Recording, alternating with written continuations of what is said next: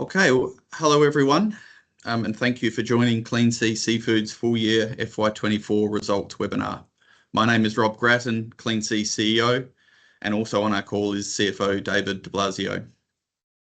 You may have noticed that for security reasons we've disabled microphones and video cameras. However, there will be an ability to ask questions at the end of the meeting. At that time, I'll ask that you raise your hand virtually if you'd like to ask a question. I'll also let you know that we're recording this presentation and we'll be posting it to our website if you'd like to go back and have a look at another time. But for now, on with the presentation. In the past, we've spoken about challenging market conditions and increases in feed prices. And in response to these challenges, in November last year, we announced an operational review and a placement to be used for working capital to facilitate the right sizing of the business operations and to execute on the key focus areas of the review. In many ways, the result that we are reporting today reflects the reasons why we undertook the operating review and justifies the decisions that we've made. The result is therefore largely as we expected, but promising in the way that fresh pricing has held up and in the way that the changes that we've made have begun to show a positive impact in the second half of the year. Having acted strongly and decisively, it's encouraging that we're starting to see the benefits, particularly in our fish husbandry expenses and in cash flows, and we expect to see these positive signs continue in FY25 as we bed down our consolidated and simplified operational model. In my presentation today, I'll give an update on progress and outcomes from the operational review and the changes to our farming footprint and what we think this will deliver for Clean Seas. David will speak about our FY24 results, and I'll finish up on what you can expect to see looking ahead. FY24 was a year of transition, where the financial results reflect the reasons why we conducted the operational review, but importantly start to demonstrate the benefits of that review. There's been a great deal of heavy lifting by the Clean Seas team, and we've made difficult decisions that have impacted some of our staff greatly. However, the operational review is on track to deliver a right-sized business with sales and production in equilibrium. This balance between sales and production limits the working capital, expense and infrastructure requirements of a growth strategy, and we've already seen the financial benefits in the second half of the year. The business at this size allows us to continue to focus on what we do well, being the premium segments of markets in which we do business, and meant that we've been able to maintain resilient pricing in what remains a highly competitive trading environment. Fresh pricing at $22.93 a kilo for FY24 was maintained versus the $22.82 for FY23, and we expect the fresh markets to be our focus in the year ahead. The overall price of $21.90 a kilo reflects the clearance of frozen inventory, but this activity is largely complete and we expect to see prices improve in the coming months. Our operating profit declined from $1.21 a kilo in FY23 to negative $1.61 a kilo in FY24, largely as a result of feed prices, which reduced that profit by $1.31 a kilo, and by the clearance of frozen inventory that I mentioned earlier, which impacted operating profit by $1.47 a kilo. David will discuss feed prices in more detail shortly, but over the last couple of years we've seen the price of feed escalate steeply, well above inflation, primarily due to the short supply of fish meal and fish oil. Feed prices increased from $2.50 a kilo in FY21 to peak at $3.80 a kilo in March this year, giving a weighted average price across FY24 of $3.64 a kilo. Those familiar with our kingfish will know that we use approximately 2.5 kilos of feed for every kilogram that we harvest. So an incremental dollar of feed price adds $2.50 a kilo to our cost of goods sold, or in cash flow terms, that same dollar adds $7.5 million to our feed expense. The good news is that we've seen feed prices decline since the peak, and we're currently placing orders for feed at circa FY23 price levels. As I said earlier, the scope of our operational review was far-reaching. We restructured the organisation, reducing employee and contractor numbers by about 25%. The biomass reduction reduced the number of cages on our farm by about the same proportion and allowed us to consolidate our farming operations onto a single site, and we've worked hard to clear excess frozen inventory. While these changes had a significant impact on our FY24 result, we're seeing the benefits beginning to deliver results. Our FY24 fish husbandry expense of $36.4 million was $5.3 million less than the $41.7 million recorded in FY23, and we saw operating cash flow of negative $500,000 in half two of FY24, which was a substantial improvement on the negative 8.9 million result in the first half of 24, and importantly better than the negative 2 million that we saw in the same period last year. So the three big drivers of the result in FY24 were high feed prices, clearing frozen inventory, and then conducting and implementing the operational review.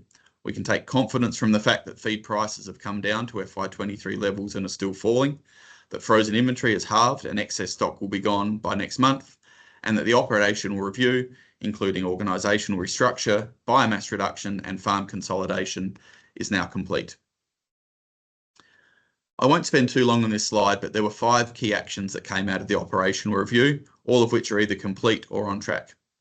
The planned biomass reduction was conducted through an accelerated harvest and sale of circa 560 tonnes into the fish protein market. This has already resulted in immediate savings in feed costs in the second half of the year. This new biomass level supports sales volumes in the most efficient manner and has allowed for the consolidation of farming activities. To facilitate the right sizing of the business operations and to execute on other key focus areas of the operational review, in FY24 we completed a placement for $9.5 million, and following on from receiving that support from shareholders in December, we're able to renew our $32.2 million bank facility with the Commonwealth Bank. The consolidation of farming footprint let us focus on costs, and as such are on track to achieve a reduction in fixed and variable operating costs in the years ahead. An organisational restructure was completed, and the reduction in business's operational footprint significantly reduces the requirement for future investment in growth infrastructure, and we can instead focus on improvements in investments that drive safety, efficiency and productivity. This is a good segue into the final item on this page, and I'll go into more detail on this, the commissioning of our new automated feed barge, on the following slide. So as I said before, with the need to invest in growth and scale up infrastructure not required in the short term, we see great opportunity to invest in infrastructure and automation that will improve safety, lower production costs and promote operational stability. In previous years, we acquired larger vessels that will allow us to conduct our farming activities more efficiently. We invested in hatchery capacity to grow larger juveniles in greater numbers, and importantly, we committed to acquiring that new feed barge.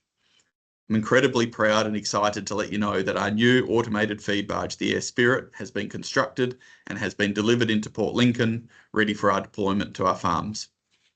Once operational, this new barge will allow us to dispense feed remotely, regardless of the weather, thus reducing the variability and increased cost of production that comes with missed feed days. In actual fact, the improvement in performance as a result of this infrastructure is multifaceted. Avoiding missed feed days delivers the lowest feed conversion ratio, as growth in the fish is otherwise lost when feed is not dispensed. Also, feeding remotely from the office using automation involves the use of high-definition cameras, which allows the operator to dispense feed while the fish are taking it, but to stop immediately once the feeding response subsides. This reduces wasted feed and reduces cost. Finally, automation essentially turns the entire farm into an R&D opportunity, allowing us to test feed practices, different diets, different ration curves to push for even greater performance over time. The Air Spirit has the capacity to receive and store 650 tonnes of feed at sea, which can be delivered directly on board via ocean transshipment from the feed mill rather than by road. These bulk deliveries will greatly reduce the cost of freight and eliminate the double handling of our current feed deliveries. In every way, this acquisition is a game changer for Clean Seas, and once activated, circa 90% of Clean Seas' productive capacity will be automated across our current lease capacity, and critically, this barge provides a template for our future operating model. In conjunction with this development, latest generation biomass estimator cameras and artificial intelligence are to be rolled out across our farm in the coming months, allowing for more accurate assessment and less invasive assessment of fish weights. The cameras provide multiple benefits, including feeding efficiency, maintenance support, and fish health monitoring. I've already spoken at length about the consolidation of our farming footprint, and so I thought I'd take a moment to show you what this looks like and describe the benefits that this will give. The map on screen at the moment shows what our farming footprint looked like before the operational review, with farming locations spread along the coast of the Eyre Peninsula, separated by some 300 kilometres. The distances involved and the lack of appropriate wharfs and marinas in these remote locations to the north of Port Lincoln added significant cost, operational complexity and risk. As would be self-evident, the operating across multiple underutilised locations gives a higher cost and less leverage than operating at fewer, better utilised locations. Compare and contrast this footprint to the following slide. So this map on screen now is zoomed in on the greater Port Lincoln area and our farming sites in this region. The 300 kilometres on the previous slides become 25 kilometres. And the first thing to note is that all of the farming sites are within this distance from the Port Lincoln Marina, providing access to wharf infrastructure and within easy reach of Clean Seas maintenance and feed storage facilities. All of these farming sites can be managed by a single set of people and equipment. In consolidating our farming footprint, we've been able to set ourselves on a path to eliminate duplication, reducing our resource infrastructure and equipment requirements, and reducing the complexity that comes with managing multiple sites up and down the Eyre Peninsula. This new model is significantly more efficient operationally, as all activities, from the stocking of juveniles to grow out and then the harvest of our fish, are all conducted in the sites that you see here on the map. Fish can be stocked into either the Louth Bay or Bicker Isle sites and grown out to harvest size, and when they're ready for harvest, relocated to the central and sheltered Boston Bay site. The Louth Bay and Bicker Isle sites will both have automated feed barges on site. In the case of Louth, our new Air Spirit barge, with our existing Kingfish 5 barge being located at Bicker Isles. This will mean that some 90% of our fish will be fed remotely by these automated feed barges in the very near future and ahead of the next growing season, substantially bringing forward the benefits of automation versus our old farming model, which would have taken longer and required the investment in another barge in order for this to occur. The Boston Bay site is an ideal harvest location, being the most sheltered site and thus suitable for harvesting in most weather conditions. And being closest to the marina, it allows for the quickest transfer of harvested fish to the wharf. And so you can visually see on this map, the go-forward farming footprint is compact, efficient, utilises capacity, and allows us to deploy and efficiently leverage our infrastructure and resources in a way that we think gives the best operational and financial outcome for the business. It's worth noting that we will retain the leases on the previous page and that there's no change to our land-based hatchery facility at Arno Bay. The Arno Bay marine leases will still have a role to play in facilitating the transfer of juvenile fish to Port Lincoln, a role they're well suited to given their proximity to our hatchery.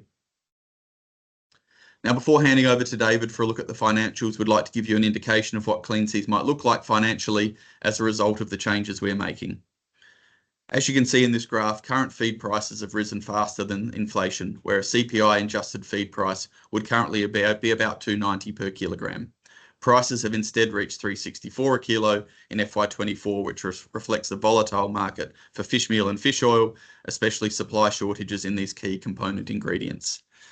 David will discuss shortly what this has meant for our result. However, the scenarios in the table present an illustrative view of the financial and operating metrics on a 3,000 tonne farming footprint at varying feed prices and with a feed conversion ratio of 2.34. Scenario 1 in the table reflects FY24 feed price and shows that with the benefit of a restructured business in place and at 3,000 tonnes of sales and production, we would expect Clean Seas to be profitable business, making EBITDA of around $1.43 a kilo and $4.3 million in total. However, as I said before, we think the volatility appears to have peaked and recent evidence supports our current expectation for feed pricing to now continue to decline. Where feed pricing ultimately lands remains to be seen, but we can say is that with the benefits and cost savings of the operational review in place, we can see a faster pathway to EBITDA of $2 and ultimately $3 per kilogram, and it's clear that these initiatives will reposition Clean Seas as a stable, more resilient business for the current market environment. Reduced operating costs, infrastructure and working capital requirements will drive stronger free cash flows, and by eliminating the need for future funding growth, EBITDA to operating cash flow conversion is expected to improve. So with that, I'll now hand over to David to speak to our result in more detail.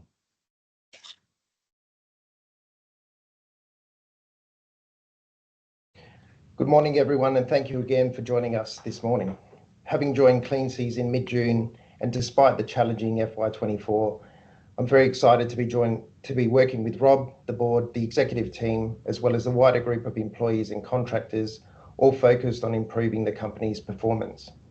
Whilst I'm sure there will be further challenges ahead, I firmly believe there are also many opportunities available that are importantly within our control.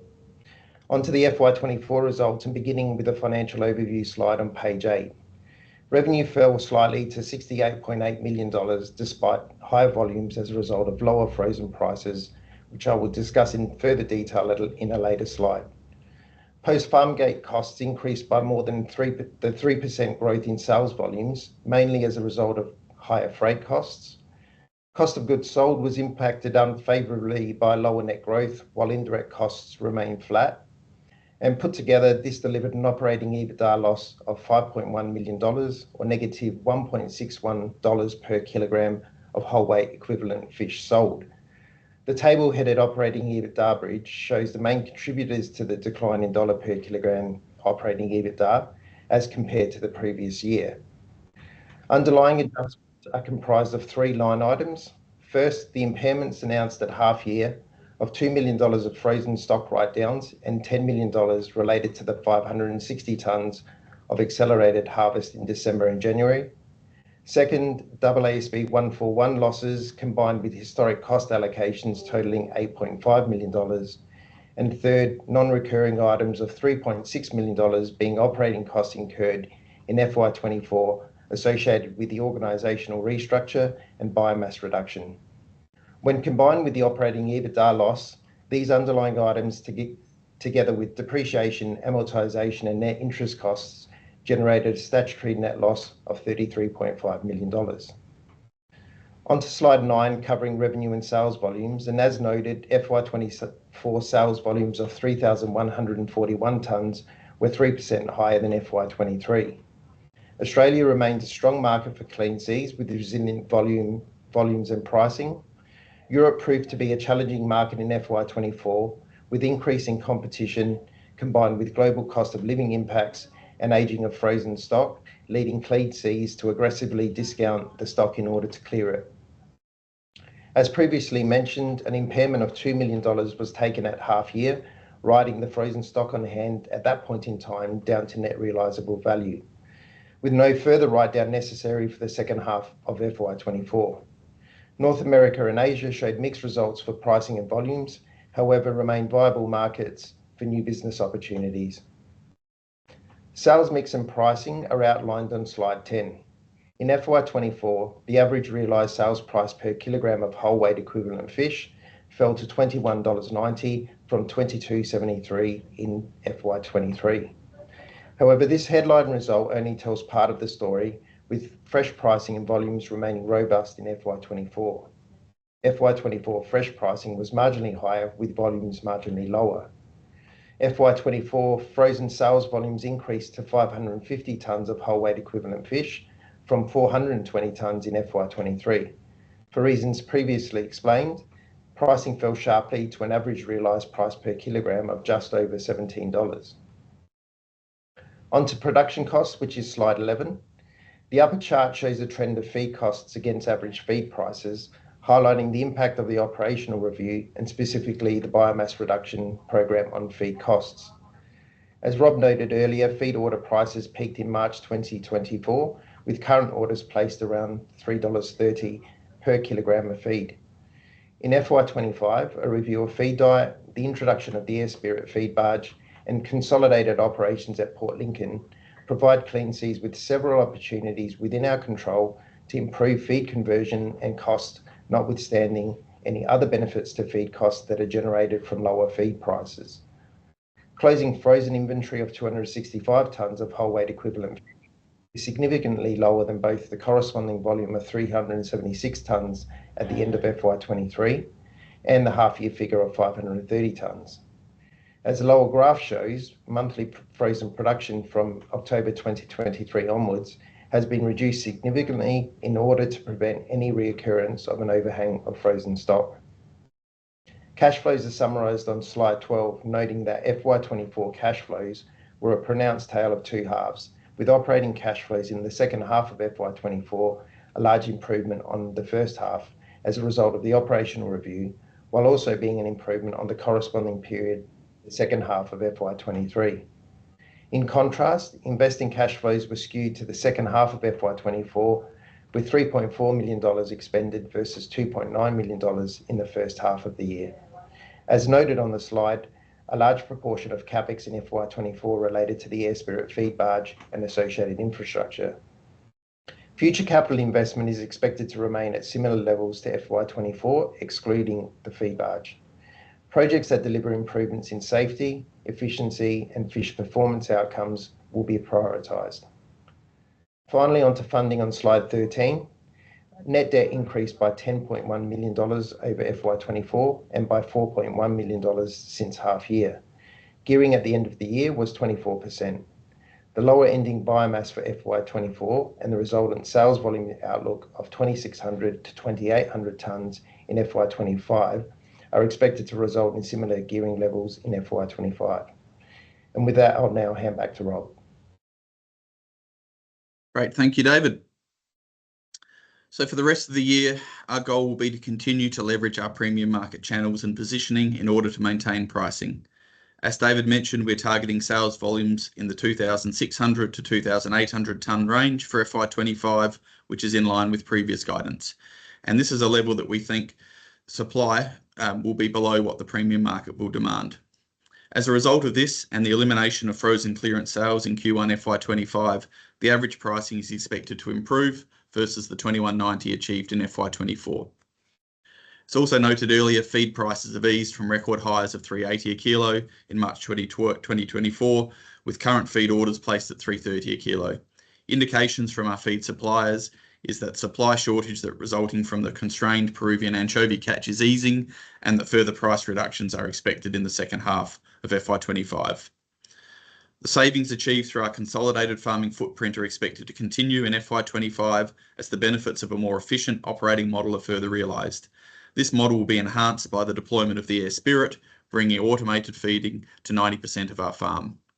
So while FY25 was an extremely challenging year operationally, and this is reflected in the financial result, we can see the positives emerging across price, cost, profitability and cash flows, and importantly operationally as the benefits of our new model and the investments that we have made become more apparent. So I'm going to leave on that note.